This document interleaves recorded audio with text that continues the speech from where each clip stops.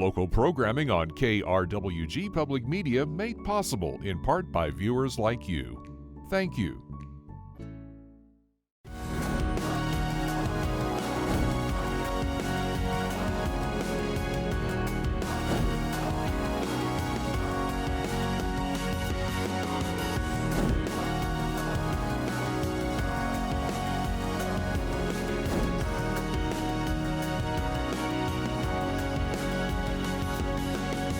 Welcome to Fronteras, A Changing America. I'm Jonny Coker. Today we're going to be talking about the current state of creative industries in New Mexico. And who better to join me than Irene Oliver-Lewis? She's a local artist, theatrical producer, writer, and owner of Las Muchachas Art Studio here in Las Cruces. Irene, thanks so much for being on the program with us today. I'm getting exhausted just listening to everything I do in the introduction. Absolutely, and you do cover such a broad range of things here in Las Cruces, and you've been in the community, you've been a staple in the community for such a long time. But I wanted to ask about, your upbringing in the Mesquite district in Las Cruces. That is such a historical neighborhood. How did your upbringing there influence your professional and personal life throughout the years? Well, I think it's instrumental. I didn't know it at the time, that I was a kid, but it was what my foundation and my values and my belief in culture and historic preservation and family all starts there. And my family, my mother's family, my dad is from Mesilla, original California column. Oliver came in from the 1800s. And so then my mom is from Doñana, and that was the Trevis family, the street Trevis, that's our ancestry. And the Trevis brothers were two blacksmiths who lived in Doñana. And then a flood came in about 1918, and so my great-grandfather decided to come into Las Cruces because a lot of people from Doñana started coming into Las Cruces. And then they settled in our current home now, and that was that property goes back to 1906.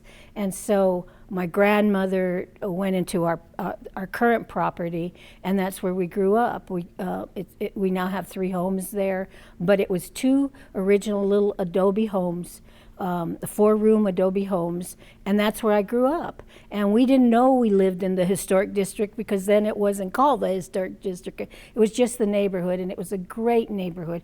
Everybody knew each other. We hung out with each other. We were kind to each other. We had little stores like old-fashioned. You'd go to this grocery store over here in this corner to get certain things. You'd go to another grocery store to get other things. You'd go over here, and so you knew every little store.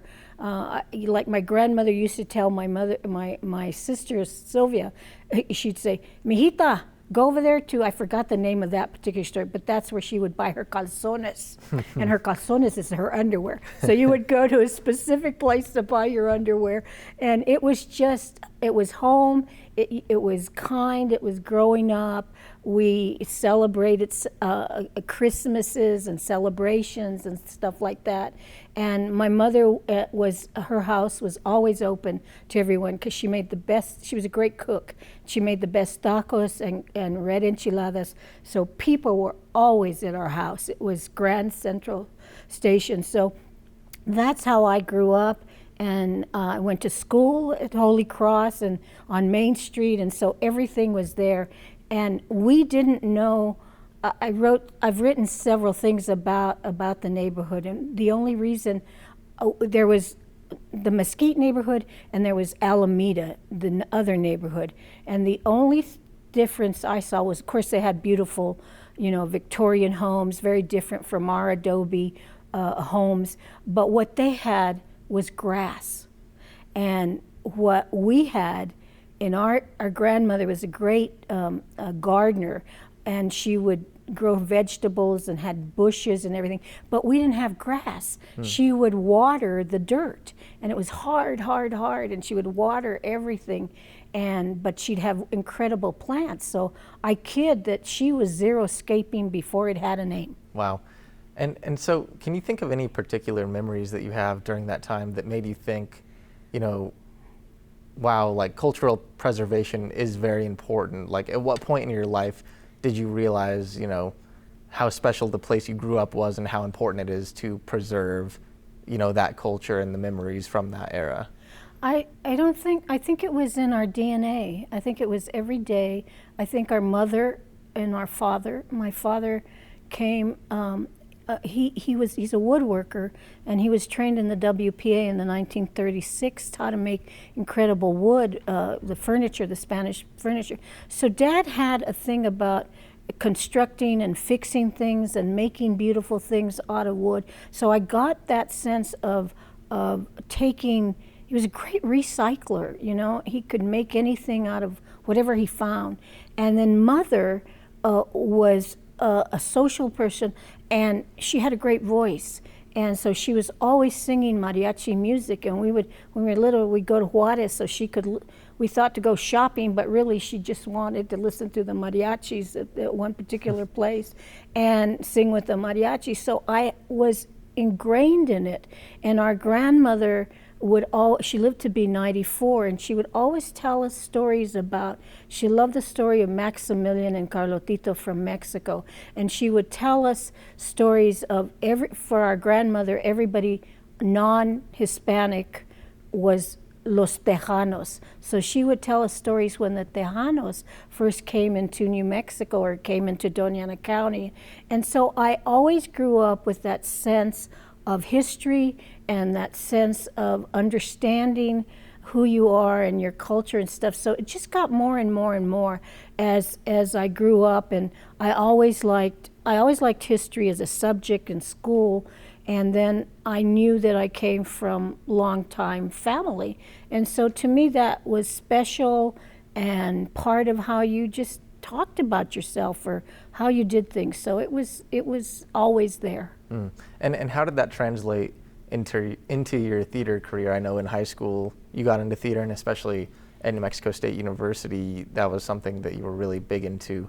So, you know, how did those elements fit into your early career, I guess, of pursuing theater? Well, you know, I never knew I had a talent until it was high school, and it was Madonna High School that's now the Emmerich Condominiums in Mesilla Park. And we had a drama teacher who saw something in me, and I have dyslexia, and it was always a difficulty in my schooling because I couldn't read. Anyway, it was difficulty. Mm-hmm. So I had this disability that I learned how to hide. And all of a sudden, the disability became an asset because of my voice. She said I had an incredible voice and what I could do. And so she's the one that started it. And we were going to Madonna. So we had to do we had a great, they believed in doing the classics, and so we had to play all the parts. So all the girls played, you know, King Lear or whatever. And so I was cast in Antigone, the Greek play Tiresias, the blind prophet. And I remember right now, I can, you know, we had a little stage, and I got up and I started saying the words of Tiresias, and all of a sudden I says, my God, I found my place on stage. I knew from that moment on that I was going to do theater. And so when it was time to graduate from Madonna, the university was giving scholarships out, and I got a scholarship to go to the drama department, and I never left. Wow. I mean, it was the beginning of everything, and it took me, my theater background has taken me all over the world. Mm-hmm. And I wanted to ask about that. Like you said, it's taken you all over the world, to the East Coast, overseas. You know, what was your favorite place when you were on those journeys? Like, what really stuck out to you? What is a city that really stuck out to you throughout those journeys? Well, I was very lucky to get a lot of residencies in Japan and Korea, but I just loved Tokyo. I could not believe, you know, going from this little city. The first time I was on the airplane was going to Tokyo, and I says, where exactly is Tokyo? You know, I said, where am I going? You know, I said, anyway, so I love the sense of, first of all, not being able to read anything. You go there, you're just like, you could be so isolated. or it could be so adventurous. And I just opened my heart to adventure. And people would, they would know, I'm a gaijin is what you call non-Japanese people. So they would come up to me when I was looking at signs and they would say, "Can I help you?" Because everybody speaks English in Japan. And I said, "Yeah," and they would always help me out. So I never felt lost. But I loved their sense of beauty. They are such a cultural race in how they look at things.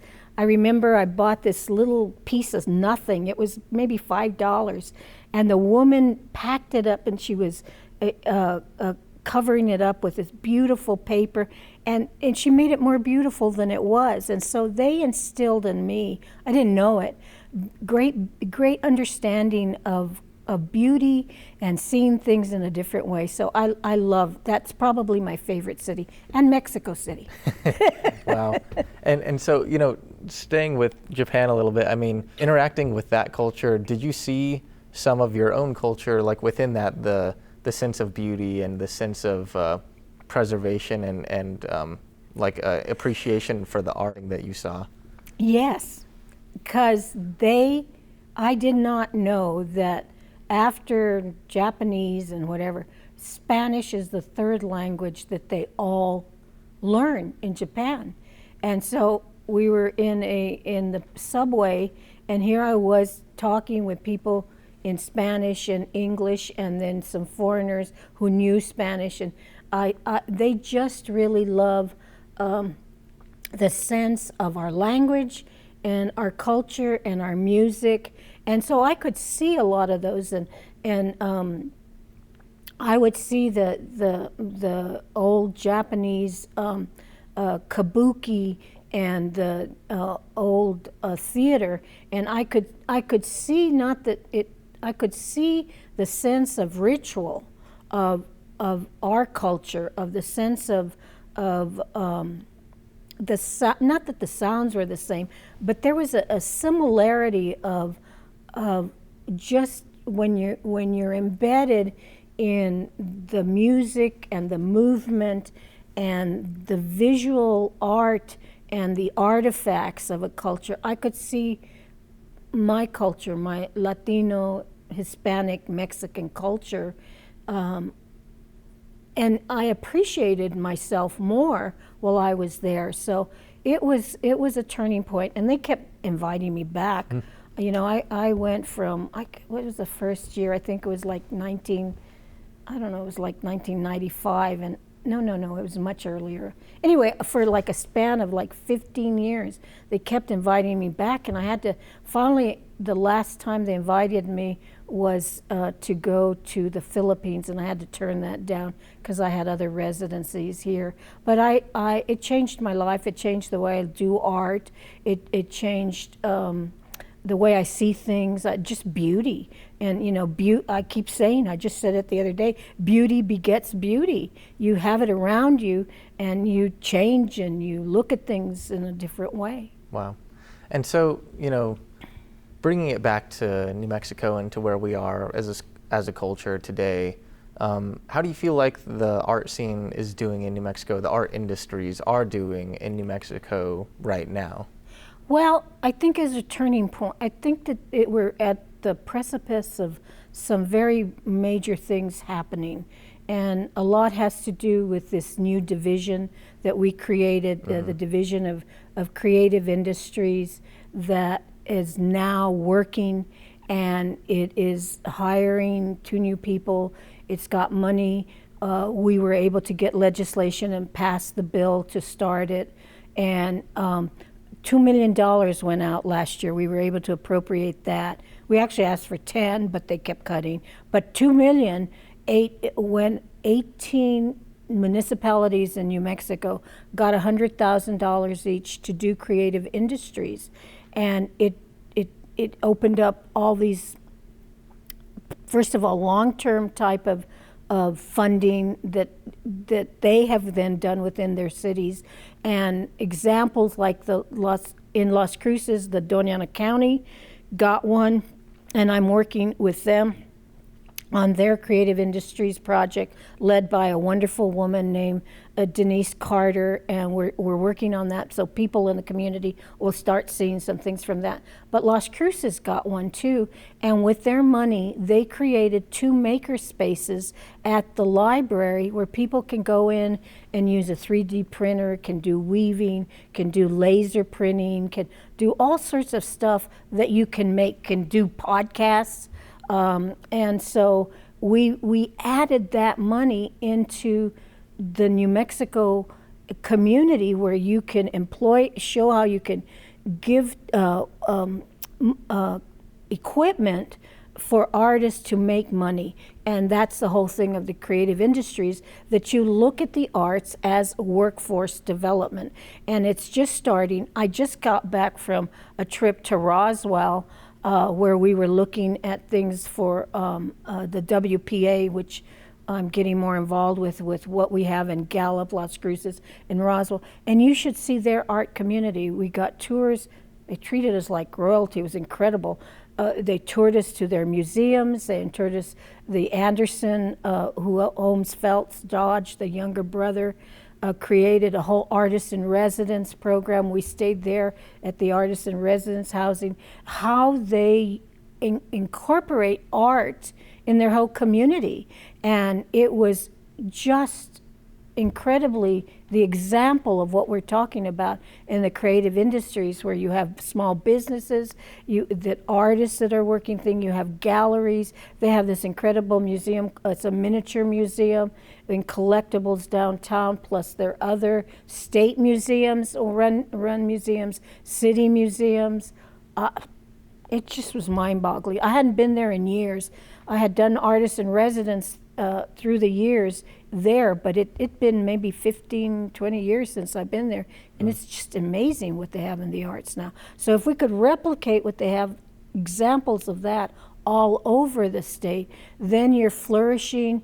1 in 9 people in New Mexico make their living out of the arts, and the statistics is that it's like $5.6 billion we bring into the economy if we became more aware of that, what you would do, and we could start, small manufacturing in the arts, like pottery. I have a dream that we create a manufacturing here in card and paper products, because I'm into paper products, so I make a bunch of cards, and you could just do a lot of employment in work that people love. Radio, television is part of the creative industries. Mm-hmm. And how important is it, and you've spoken in the past about having a business mindset when going into the arts, how important is it to have, support from a structural level of having, equipment to do the work that you do, and how important is it to have that business mindset when going into the art industry?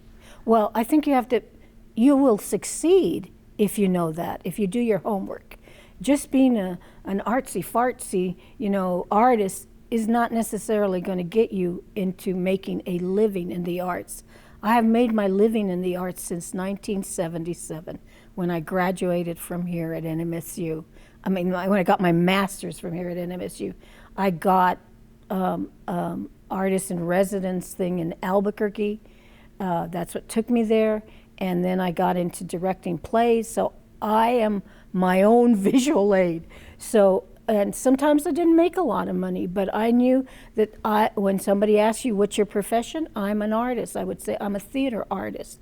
And so I would find employment that could keep me in that art form. So you need to know, first of all, what is your profession? What is your art form?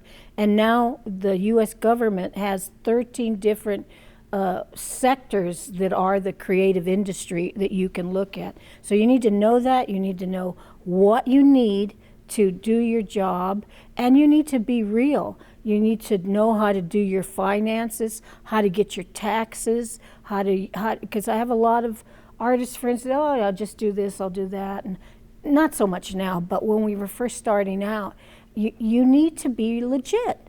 When you're legit, you will move further along, and it would be great.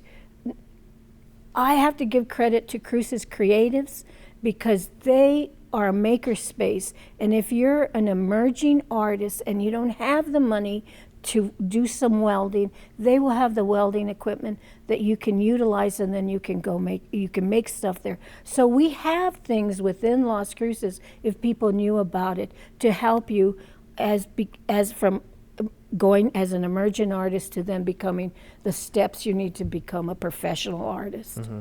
And for folks who might not know how to get into these industries or get into the community organizations like you mentioned, how can folks get involved in the community and within the maker industry, the creative industry? I think there are 3 organizations in town that can assist. First of all, Cruces Creatives. They're a maker space, and they're so giving to the community. If you have something, you go to them, and sometimes they may not have something that you do, and then you can maybe become part of them and offer that. That's one thing. The Doña Ana Arts Council is becoming more and more aware. They've had a whole series of trainings on how to help artists become move into a professional. They just finished one called Artists Inc.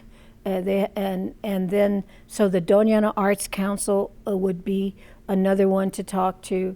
And then there's a wonderful woman in the city, and her name, the Doña Ana Arts Council is Zari Solis, she's a director.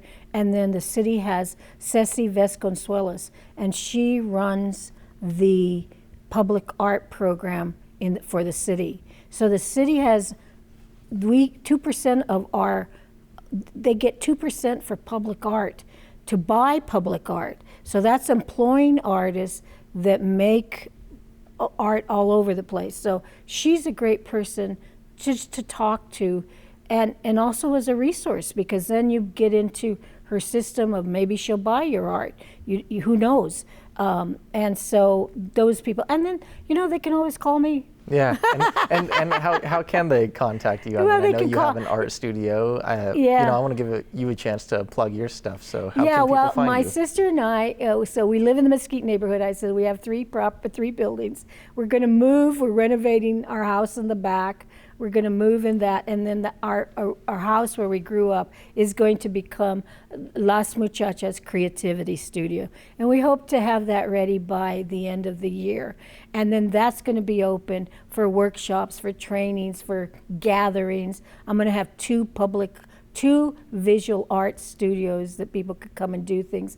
And then I'm going to have a recording area where people could do podcasts. And I'm going to have research, all my books, all my stuff, so it's like a resource thing.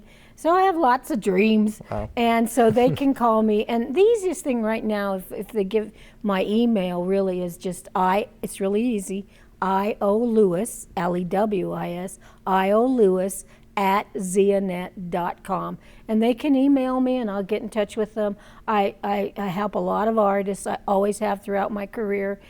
And I'm a great networker, and just telling you got to call up this person or this person, that sort of stuff. Well, very good. Well, thank you so much for being on. You're very welcome. Also through the Doña Ana Arts, Doña Ana County, there's going to be a series of workshops. So people should stay in tune and listen. There'll be 4 workshops for artists. Very good, and people should stay in tune with that. And I appreciate you coming on the program today. Unfortunately, we're out of time, but I'll have to come on your podcast sometime. I think I'd like that. I would love it.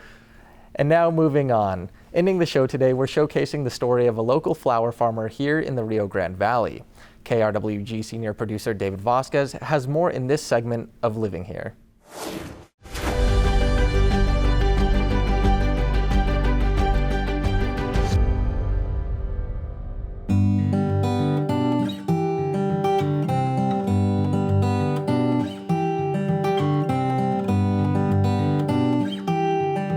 So we started in 2022, and we started initially with eggs. So we got a surplus of chickens, and we had all these eggs and we didn't know what to do with them. So I told my mom, let's try to sell them at the farmer's market. And we actually sold out. I remember getting home and telling my dad, we need more chickens. And so we got more chickens, and then so we had more eggs. And then we started growing that first year. We got our first summer crop and we did well. So we source our seeds through a small seed company. You know, we're not buying from big seed companies, so we're also supporting that, but it starts from seed. And we have a greenhouse that we grow in, and my mom starts everything in trays. So we start from seed, and then from seed, it goes to the field. And then from the field it grows, so that's how it starts. We cover crop if we're not growing on it, and everything else we're rotating crops, but that's how we started. We're year-round, so we're constantly, even in the winter, we are still growing for that spring crop. So we're constantly seeding, transplanting all year. Even though we won't have flowers in the winter, we still are either planting or we're seeding. It's a whole year deal. So when we first started, like I said, we started with eggs, and our eggs are not brown and white traditional colors. I really love the colorful eggs, and we call them rainbow eggs because really they are every color of variety of chicken that you can get. And I remember when we first started, the community was so confused as to why there were green eggs, and it's just on a whole different ethical level having eggs raised here locally. And the community has accepted that, and I think that I've educated our people here in Las Cruces and El Paso. And then as far as the flowers, definitely, people are always amazed that we can grow these flowers here. I get a lot of kind of funny questions, which is, it's great. I love the questions because I love to educate our community, and you know what? They can grow here too.